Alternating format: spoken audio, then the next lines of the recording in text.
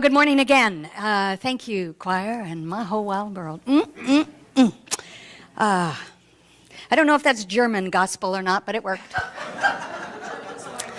And as Jenya pointed out, today is our Oktoberfest, and it's Get Your Polka On, and this is as polka as I could get, my polka dots. I have no Lederhosen, ja. No, danke. So we're moving forward into our theme this month, which is Expanded Horizons. And today's topic is From Vision to Victory. It's more than just alliterative, which you know I love. So Vision to Victory, it's really about taking the thoughts, the principles in that which we teach, moving it into that concept of vision to victory, and looking at how it outpictures. And boy, did it outpicture for us this week. As I said, as we came in with the baseball theme, the hometown, the San Francisco Giants, won the pennant. Yeah, okay. That went over really well. All right. I found that was a vision to victory. That was very much a victory and a nail biter in the last inning of that game. Whoa! And then, for some reason, nobody seems to know this. But we had a vision. I had a vision that I infused and shared. And to me, it's a victory. And I am really proud to say that, for the second year in a row, Chico New Thought Center is the third best place to pray in Chico. Yes. I do not take that lightly, because for those of you who might be new or don't understand, the first best place to pray is probably the jewel of our town, which is Bidwell Park. How are you going to compete with that? And if I could, I'd take all of us and put us out in Bidwell Park to pray again, because nature has it hands down. The second best place was Bidwell Presbyterian Church, the biggest church center in our community that offers tons of services and youth ministry, and events. And little Chico New Thought, our little place. We are the third best place to pray. And if for those of you who didn't know that, and that meant you didn't see your Chico Newsroom review, and there's plenty of time to get a copy, we had a beautiful ad that was included that our own trustee Gary Middleton designed for us. So I don't think Gary's here today. Thank you, Gary. I'll put that out there because he worked on that. We decided to do that. It's a beautiful color ad, and I do believe that it is going to work on the vision of bringing more people to this center and or to this teaching. It's not just about getting bodies in the seats here. It's really about supporting the philosophy that I believe is the perfect bridge of the Eastern traditions with the Western kind of mindset brought to synthesize it into a whole that we call a philosophy that we can present to the Chico community, to the global community. But first and foremost, you are my charge, each of us.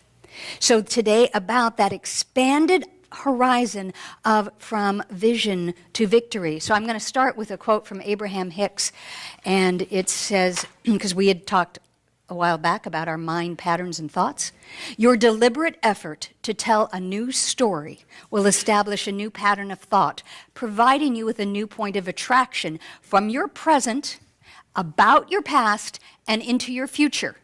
I'm going to read that again because that's really important. So freeze frame that, because we've been talking about mindsets, beliefs, patterns, and our stories. And we all have a story. We've talked about that. We all have a story. Why we haven't achieved what we want to achieve. Why we're doing this versus that. The first time you see someone after a while and they go, how are you? You go, well, let me tell you. And we all have those stories. And some of them are fine because they're small and it's great for a conversation. It's great over a cup of coffee or tea. And then the other stories are the ones that we keep wearing as badges all over us going, this is my story. Hey, no, you don't understand why I'm not where I want to be, because here's my story. And then we bring out color photos to remind and show people, just in case they didn't quite understand us when we said, did you know that because when I was 12, So we bring out our, we bring out the big giant case, and we have our stories. And what we know is that our stories are a part of who we are, and we don't want to disown our stories. We don't want to pretend they don't exist. but we don't want them to rule us. We don't want them to be the blueprint of who we are today and how we're moving into our expanded horizon called the future. So many of us need to look at our stories differently so that we create new stories. Wouldn't that be a delicious idea? Instead of continually repeating, like music in an elevator, your story, you could erase all of that, start afresh, new, with an expanded horizon, and start to write a new story. You might use crayons or colored markers. You might use a typewriter. You might use pictures and images, emotions and ideas, or all of the above to create a new story. I'll go back to the quote. Your deliberate effort to tell a new story will establish a new pattern of thought, providing you with a new point of attraction from your present, about your past, and into the future. The simple effort of looking for positive aspects will set a new vibrational tone that will begin in the immediate attraction of thoughts, people, circumstances, and things that are pleasing to you. I like that idea. The idea of truly thinking, visioning, seeing, and expecting the thoughts, the people, the places, the things, the circumstances outside my little vision of these two eyes, matching what I have in my mind and my heart, and things that please me. Ooh, party, delight, empowerment, humbleness and gratitude. That's what comes to mind when I think about the idea of thinking different thoughts, thinking differently to have those thoughts, and writing a new story every single day. And we forget that we can do that. Many of us wait and start to write a new story January 1st. That's an obvious one. Sometimes it's our birthday. You know, we go, it's my new year, so I'm going to create all this. And we forget that every single day when we awake and we have the first gift of the morning, when we realize, oh, I'm still here, this is good, I like this, okay, now what?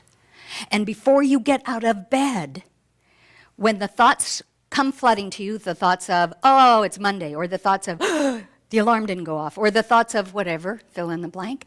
Once you have those thoughts, okay, let them go, dissolve them, let them go, and then think about, oh, today's a new story.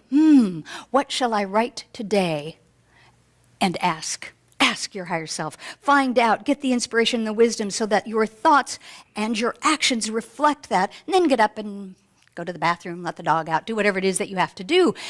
But those critical, I don't know, for you it might be 30 seconds or 90 seconds, those critical moments, the first thing in the morning, is really setting the tone and the intention for your new day, your new story. So don't wake up with the same old, same old. And I know it's hard. I know, because you wake up and the stuff goes and the thoughts start, and you think, well, that's sometimes the problem, but it's also the solution.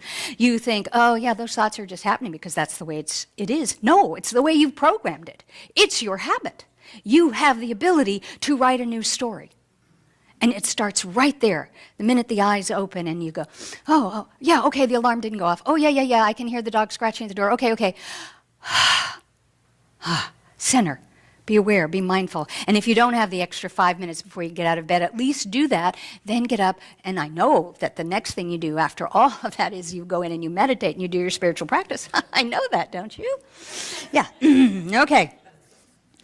Ernest Holmes, the founder of Religious Science, the spotlight cover boy for the magazine, the Science of Mind magazine, that celebrates its anniversary every October, because the magazine began October 1st, 1927, and continues to serve people of new thought and religious science every single month. So every October, the editors use quotes from Ernest Holmes. And there was one in there today, from one of the days, that I thought, it's perfect for us. It's from the textbook. Anything that has ever been thought at any time in the history of man exists today in a subjective state in the universal mind. When we get into the field of mind, capital M, there is no past, present, or future. They merge into one medium. Anything that has ever been thought at any time in the history of man and woman exists today in a subjective state in the universal mind. Think about that. So instead of the thoughts you had this morning, which you have, and it's added into the subjective mind, and maybe you pulled it out of there with, oh, it's Monday, oh, the alarm went off, oh, I have to do this, blah, blah, blah. You also have access in those brief moments in that chrysalis time of the dawning of your day. You have access to this subjective mind. You can go there and go, oh, what did, it used to be WWJD, what would Jesus do? WWJT, what would Jesus think? WWET, what would Ernest think? WWMW, what would Marianne Williamson think? Or Deepak Chopra, or fill in somebody that resonates to you. What would they think? Oh, well, they probably wouldn't be sitting here cranky and snarky. They wouldn't be talking about that. They'd, oh, I am whole, I am perfect, I am complete, I am creative, I am powerful, I am anything and everything, because we each have the ability to do that over and over and over and over again. And maybe you didn't start out your day that way this morning. But what's keeping you from doing that right now? Right now? Nothing, no one but you. I'm giving you the invitation of a lifetime that with that simple intention, with the ability as we teach with our spiritual practices of mindfulness and awareness, we can get back to the center of our being and choose a new thought. Think differently. Write a new story and outpicture that which we wish to see and go from vision to victory. I don't think that there was anyone on the Giants team or the Royals, because boy, did they play brilliantly this season. I don't think there's anyone on those teams that didn't have a vision about wanting to win, about playing in their head or watching the videotapes of other players and games of how to do it so that you could go from vision to victory. We get to do that too. And if we have access, and now I've given you permission, I truly am going to print permission slips, like prescription pads. I'm going to make this happen, and I'm going to hand it to you, and I'm going to say, you have permission to write your new story. You have permission to be healthy. You have permission to be prosperous. You have permission to write the next great novel, symphony, painting, or whatever it is that you have been called to do. You have my permission. That we get to do that and move from our own vision. And the vision, it isn't just visualization. We talk about the difference. Visualization is really where we see the picture and the colors and the people and the places. Vision is really a higher elevation of that, the bigger scope, because sometimes even the things that we visualize are kind of small because we think, well, I haven't done so good before, so if I can at least get that much more, it's really good. So I want that, so I'll visualize that. And notice the box may have gotten a little bigger, but as I said, I think last week, if the box is too tight and you have trouble getting outside the box, blow up the box. Dissolve the box, have no box, which I know is a little uncertain. Because if we have no box, and the box is what we're used to, the box is our story. The box sometimes is our four walls, and the four walls in our head, and what we think is the same old, same old. When we think that that box is going to dissolve, that makes our knees knock. That makes us think about what obviously inspired Marianne Williamson. If you weren't here for meditation, Connie shared the very famous piece that Marianne Williamson wrote in Return to Love, and that for about 5 years got attributed to Nelson Mandela, and then it came back. The idea of the fact that our greatest fear isn't that we're going to fail, that something's wrong with us, that we can't.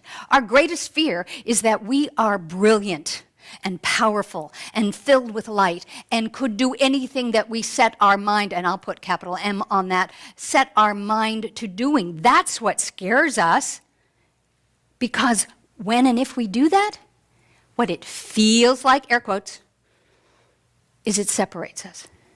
And here we are on a path of new thought, trying to be that whole, the one whole, be one with each other. We are one, we are one. Yeah, we sing it, we talk about it, we read about it. We want that, I'm not discounting that. And yet, there's a part of us, probably conditioned from a story as a kid, when we did something unique, usually it was called different or weird. When we did something weird as a kid, what happened? It separated us. And particularly as children, we want to be part of the pack. We want to be popular. We want to be chosen for the volleyball team. We want to be chosen for big man on campus or the prom queen or the whatever, all the stuff. We want that. We want to be where our colleagues are liking us. So when we suddenly decide to do something that's more authentic to ourselves and makes us different, it separates us. And we feel a breach. And then we feel scared or alone, or we get judged, or we get teased, we get bullied, or all of the above. And so we shut it down. We go, oh, no, no, no, no. See this light of mine in here? Nope, sorry, you don't get to see it. Not going to show it to you because you don't understand. You're going to put a bushel or a lampshade on it. So I'm going to keep it back here. I'm going to hide it, or I'm going to put it inside a box, put it in my closet. And what happens when we do that? We forget. We get so used to being who we're supposed to be out here that we forget the heart of who we are is possibly in that little box in there or hidden in our pockets. And we forget. We just forget. And then we go through life and we think we're being real and authentic, and then we find our way somehow, magically, mystically, or somebody drags you to church because they say, come on, oh, it's not really a church, come on, you'll like it, the choir's going to sing, or we're going to do this, so come on, and then you come here and you go, oh, I can choose differently, I can think and or feel differently, yes. But that's not always an easy thing. And that sometimes is what makes us really unsettled, because that means, you mean I have to really look at my power? You mean I might actually have to do the thing I've been talking about my entire life that I want to do, but here are my list of excuses why I cannot? Oh, and did I show you paragraph 3, section 2, and here's the graphic.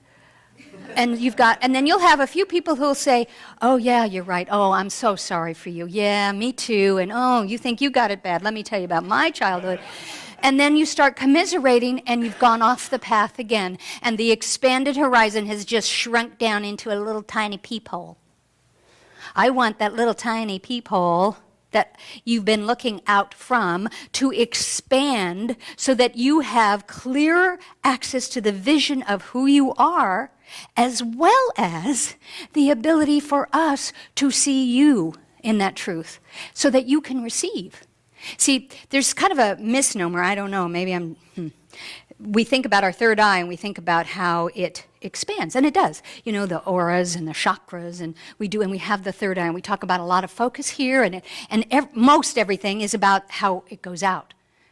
I want to remind us that there is a place within us, whether it's the third eye or our heart chakra, that we receive the wisdom of the universe, that we go back to the subjective state of the universal mind where we have access to the greatest thinkers and healers of the universe.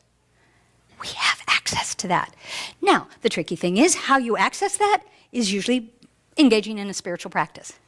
And most people don't want to do that. Takes time, they think they can't, they don't know if they're trained, it takes time, and it also, guess what? It separates you again from the outer world. Not in here. Why do you think you guys come to a center with people of like mind? Because when you come here and you go, oh, I love being in meditation, I love the stillness, or today I had this thought and realization, you don't have somebody outside your world going, okay, really? Ooh, okay, bye-bye. You've got someone who goes, yes, and isn't it wonderful? And when you touch the hem of the mystic garment, and then we talk about it. One of the reasons that we like to come together in a spiritual setting, I don't mean just our center. It happens in Bidwell Park when you're walking and you connect with nature and you suddenly have that mystical moment for which you have no definition. The reason why there really are no names for God, Jehovah, Spirit, etc., because it is the unnameable. It is almost the unknowable.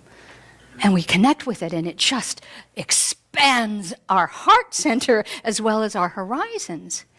And that's how we do it. And when that happens, change takes place, which takes us back to our philosophy. If you start changing your thinking, you will start changing your life. And yes, that will change the external world around you. That's good news. It really is good news, even if it's sometimes knee-knocking news. The vision that you glorify in your mind, the ideal that you enthrone in your heart, this you will build your life by, and this you will become. An anonymous quote.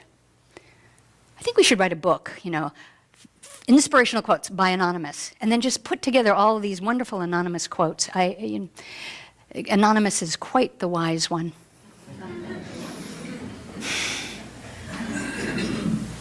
That wisdom is at the seat of who you are. I don't care your age, your gender, your political party, or your baseball team. It is who you are intrinsically, because you are beloved, a child of the Most High. That's your inheritance no matter what. You're going to laugh when you hear this quote. Well, no, you won't laugh at the quote. You'll laugh at who it's from. Create your future from your future, not your past. Create your future from your future, not your past. Werner Erhard. Yeah, I know. I went, really? Okay. Do you want to know who he is? Ask me afterwards. But create your future from your future, not your past. What does that mean? It means from the infinite potential, from the expanded horizon, from the vision you are creating your future, not from your past, the story with the postcards and the luggage and the baggage and stuff behind you. And we get to do that every day, again and again. And as I've been wrestling with this theme for the past 3 weeks for this month, and reading and the richness in the Science of Mind magazine this month, and thinking, well, why is it that we don't do that? It's relatively simple.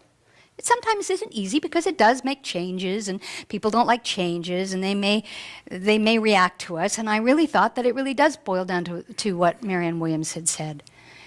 Because we're afraid if we actually do what we know we're capable of doing, or what perhaps, if today it works, or what Rev Duchess says you can do, because sometimes you don't know it about yourself yet. If we really did that, it feels really big. Big. And when we dare to stand in front of that thing that seems really big, which may be different, or which was humongously judged as a child, or deprived you as a child or a young person growing up, when we face the big one, it's kind of like, oh yeah, that would be great, but. Or that'd be great, sorry. Or the kids need me, I have to go to work, I have to do this, there's 500 extra new emails, okay, what are you going to do? Ooh, and then we lose it again. And we kind of shrink into that, we dissolve into that same box again. And it's usually not a bad box. Don't get me wrong. This, next month is Gratitude Month and all of that. And I am not at all saying that you should not, because it's important to be acknowledging, appreciating the wonder that is around you now, the blessings that you have now, whether it's your home, your family, your health, your work environment. Yes, keep blessing, keep praising and raising that, absolutely. Because that's going to continue to create the vibration of what you need and want to create what you do want, rather than have that resistance. And I'm also saying that as you bless your environment, as you bless your work or your creative expression or your health or whatever it is, your issue on the Blue Plate special today, if it's not what you want on your Blue Plate special, you have the ability to reorder.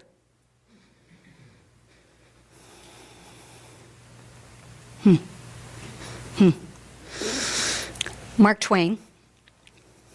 I can teach anybody how to get what they want out of life. The problem is that I can't find anybody who can tell me what they want. Deeper than you think. And there's nothing I like better than wisdom found through humor. Because you laugh and then you go, oh yeah, I get it. And he was one of those mystics. He truly was a mystic. And it may have gotten glossed over by his wit and his wisdom. And the deal is that most of us don't really know what we want. We know a couple things. Oh, I wish I had all this extra money. I'd go traveling. But when you start to get people don't get specific. You've heard stories ad nauseum about lottery winners that win the money, and then somebody says, so what are you going to do with the money? You know, I might travel, I might buy a house, and then they tend to lose the money, give it away, they fritter it, whatever happens, because there wasn't a vision about that prosperity. And prosperity is really a state of mind. It's not the dollar signs and the decimal points in the bank account. So if we don't have the vision of what we want, which is why in so many of the metaphysical classes you do a vision board, a collage, a vision board, putting pictures up of what you want to literally outpicture. Part of that reason is to set the intention. The other part is that our mind does better sometimes with pictures. Some people, you know, we all learn kinesthetically differently. But usually when we see a picture and we see it over and over again, it sends messages, which is how we communicate to our animals with pictures and feelings. And I forgot to tell you, but we are human animals, so we tend to respond the same way. So when we have a vision board that has a picture of that travel location, and we have a few words that support the affirmation of changing the thinking, and we have a vision board by which to focus our attention and intention on to outpicture. Then Mr. Twain goes on to say, you cannot depend on your eyes when your imagination is out of focus. Imagination. Why do you think we have people, had Disney, George Lucas, Steve Jobs, people who have the imagination and the expanded horizon to take their ideas, their vision, their dreams, and make it into a reality? But we have this tendency to think they're the smart ones, they're the geniuses, they're the ones, they have the time, the money, the support, blah, blah, blah, blah. Maybe, maybe not. I haven't read everybody's biography that I listed, but it's not always that case. And it doesn't matter if you did or you didn't. What matters is here and now. Right here, right now. The tools that you have, the backpack we packed last week to take on your spiritual journey. The skills, the tools, the mindset. Attention energizes. Intention transforms. Deepak. Attention. What do you want to put your attention on? That's why you have a vision board, because you want to put your attention on that travel plan. Intention. The intention, yes, I have a vision. I am going to go on those travel journeys. Energizes. And then you take all of the wisdom, you've heard it, whether it's from Abraham Hicks or you've heard it from many of the people that we quote and teach, that they all say you need to come from that vibration. Not from the vibration of lack. Someday I'll get to have that vacation or that car. Someday. Because what has that done? That has put you separate from the reality of that being. And that's lack. And we lack for no good thing, because God, Spirit, call it what you will, life, capital L, is source and supply for all things. And we have access to that wisdom. If we could just, even in our meditation, if you're not a practice seasoned meditator, if we could just get into our spiritual practice and just pretend that we're like kids at a candy store or adults at the ATM machine, and we set that intention and we put it in and then start to receive. Then when we start to receive, we feel better, we feel excited, we feel hopeful, and what happens? Then we do more in that. And we have that nice hamster wheel instead of the negative hamster wheel. We have that ability from our vision to move it into the victory. And I'm not talking now, it doesn't have to be big, giant victories like pennants and World Series and gold cups and all that. Sometimes the victory is to have an idea for a project and to have faith in it and to follow it through and then to see it. That's your victory. No one is out here judging your victories but you, really.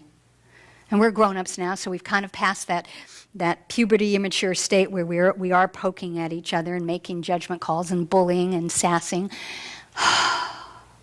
It's time to release that greatest fear, that we are fabulous, just the way we are, and even more so the way we are becoming. Victory always starts in the head.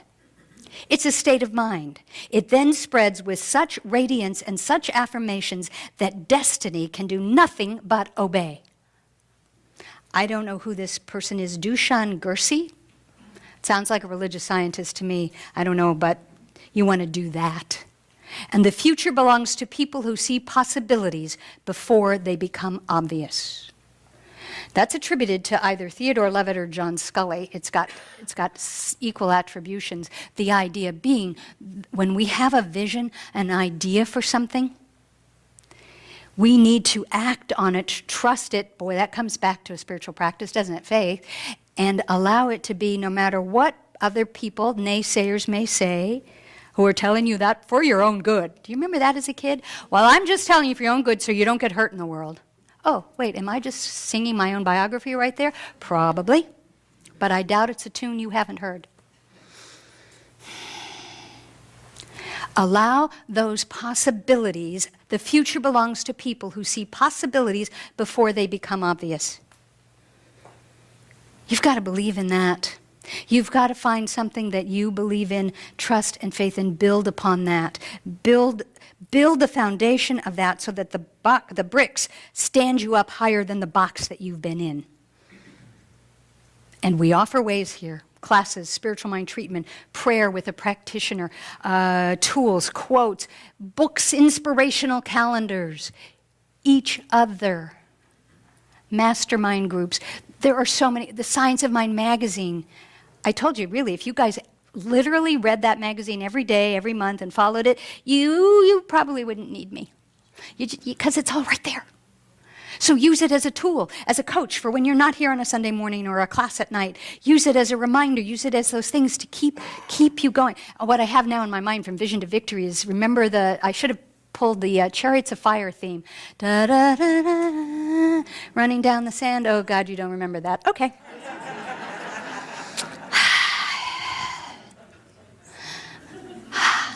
I see in pictures, and I hear music, and I see pictures, and it's a happy party in my head. You're all welcome. And actually, I invite you every Sunday morning, and we get to do this together. That's what I want. I want it for me, so that I can do it and be that and be the role model, the inspiration, the subconscious, unconscious, or conscious reminder and coach. I want it for each of you that are willing to say yes to this. And sometimes it will get a little, and other times it'll be, whoa. And those times when it goes, whew, and you're reeling because it has become big and good and fun and right, and you make a choice that may be something, a decision you've been wrestling with for a long time, and you know it was right, and you're a little apprehensive, but because you've had other people, adults, because now you're an adult, right? And you have other adults going, oh, I don't think so. Really? You sure? What? Really? And you go, well, and so then you withdraw again. And then that call, God says, no, come on, stand up, be who you are, follow those things, you have an intention, bring attention to it, go forward, and then you start to say yes. And the world just starts to expand. I want to leverage that, I want to multiply that, I want to expand the horizon of that, and I want to share that. I want each of us and all of us to go from vision to victory. We have done that a second year in a row. Best place to pray. That's a high calling.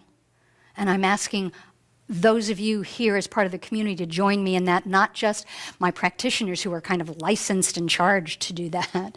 They have to like, I swear to pray. No, they don't do that. Sorry, I'm just teasing. They choose to do that. They're called to do that. But don't leave it just up to us. Oh, well, you guys are the practitioners, the ministers, you do it.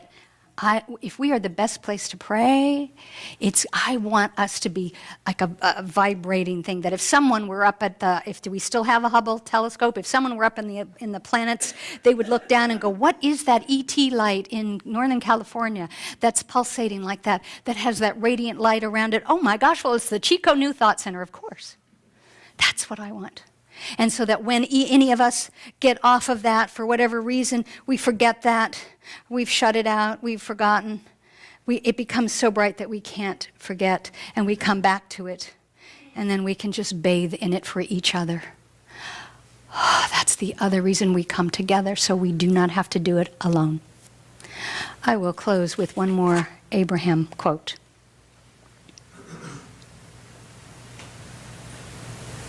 Make lists of positive aspects. Make lists of things you love and never complain about anything. Oh. And as you use those things that shine bright and make you feel good as your excuse to give your attention and to be who you are, who will attune to who you are, and the whole world will begin to transform before your eyes. It is not your job to transform the world for others. And we got to be careful about that, particularly as a spiritual center. It is not our job to transform the world for others. It is your job to transform it for you. It is your job to it is my job to transform it for me. That's the sentence. Think about that. Close your eyes for a minute and say that into your head. It is my job to transform the world for me. My world for me. That's what Vision to Victory is about. That's how we have continued, expanded horizons. And the way we do it, the way we play it, is the way we pray it. Please, let's close your eyes and let's do that right now.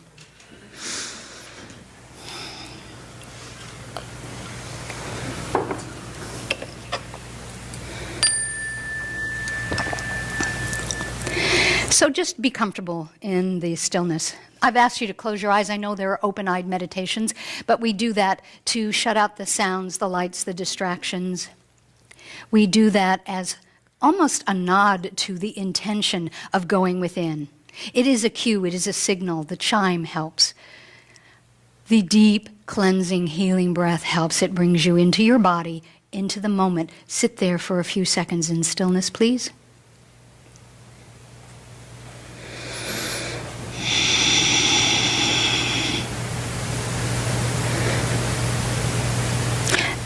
And before we begin the closing prayer, just notice if there's any place in your body that you're holding tension. You may not be aware of it, but is your jaw clenched? Are your shoulders tight or up against your ears? You might even have your fists, your hands clenched. Breathe in, and as you exhale, let it all go. It's safe to do that here. And I want it to be so safe to do it here that you know from within your mind and heart that it is safe to do it within the home of your being, the center of your center, when you are at home doing your spiritual practice. That it's safe to be still, it's safe to listen, it's safe to be who you truly are. For you are the beloved in whom God is well pleased.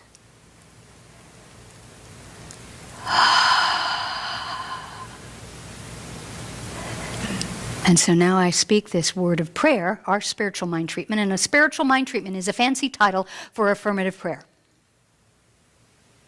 For our prayer is not one of supplication. Please, God, fix this. Please, God, give me that. Please, would you do this? I promise I'll make my bed every day if you do. It is that there is one mind, one life. And that mind, that life is God, is life, is love, is spirit. And I celebrate and give thanks that I am one with that mind, that life, that heart of God. That I do indeed have the secret password and the handshake that gets me into the infinite wisdom, the knowledge of the ages. And not only the wisdom and the intelligence and the creativity, but it gets me into the expanded heart of God, that I may rest in thee. In Proverbs, it says, where there is no vision, the people perish. But he that keepeth the law, happy is he. He that keepeth the law, and what we teach here is that the law is the creative law of mind. And if we remember that our thoughts are things, and that we have the ability to write a new story every day, and God gives us a big giant eraser or bottle of whiteout, and we may start over and over and over again, we say yes. I say yes to that, and I give thanks that I can look back at all of my stories and say, I see. Thank you. And now I start to create my future from my future. Now I start to create my future from the joy, from the enthusiasm, from the creativity, from the authenticity of who I am, and from the ability to be what I've already been, already was, is, and ever shall be. And as I say yes to that, I know and claim and set my intention that Spirit will provide for me everything that I need on that journey so that I can stay upright and strong and clear and heart opened, mind open at the top, body being expanded in the horizons of infinite possibility.